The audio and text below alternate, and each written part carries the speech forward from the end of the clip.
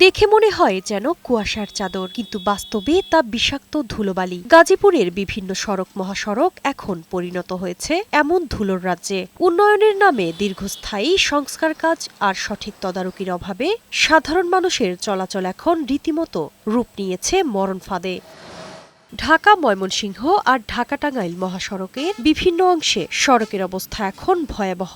দিনভর শত শত যানবাহন চলায় বাতাসের সাথে মিশছে সূক্ষ্ম ধুলো। এতে কেবল দৃষ্টিসীমা কমছে না, বাড়ছে মারাত্মক স্বাস্থ্য ঝুঁকি। বিশেষ করে শিশু ও বয়স্করা আক্রান্ত হচ্ছে শ্বাসকষ্ট সহ নানা চর্মরোগে। ধুলাবালিতে মানুষের শ্বাসকষ্ট সমস্যা হইতেছে। আশেপাশে যারা দোকানদার আছে তারা দোকানদারি করতে পারতেছে না। মাছ ছাড়া আড়া দানা মাছ লাগে, কাশি হয়, ফুসফুসিতে যায়, এগুলো জ্বর হয়, ধুলাবালি ময়লা জাটকেই তো মানুষ মারা যায়। শুধু মহাসড়কই নয়, গাজীপুর জেলার বিভিন্ন অলিগলি ও আঞ্চলিক সড়কও ধুলোবালিতে জর্জরিত হয়ে পড়েছে।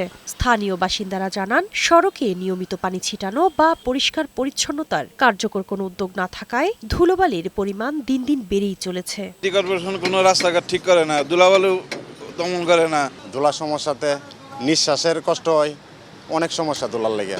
পানি মারার কথা দুবেলা, পানি তো একবেলাও মারে না। এদিকে গাজীপুর সিটি কর্পোরেশনের কর্মকর্তারাও সড়কে পানি ছিটানোর বিষয়ে দায়সারা উত্তর দিয়েছেন। রাস্তায় যে বালুগুলো চলে প্রতি সপ্তাহে একটা সার্টেন অ্যামাউন্ট হইলে ওনারা এটা নিয়ে যাওয়ার কথা, এখন ওরা নিচ্ছে না। আপনি যতই পানি দেন, আমার কাজটা করার পরে আরেকজন কি কাজ করবে, এটা কিন্তু কোনো মন্ত্রণালয় লাগে বা একটা অর্গানাইজেশন লাগে আমাদের কর্তৃপক্ষে যোগাযোগ করেন, যার ফলে এই যে এইগুলো হয়।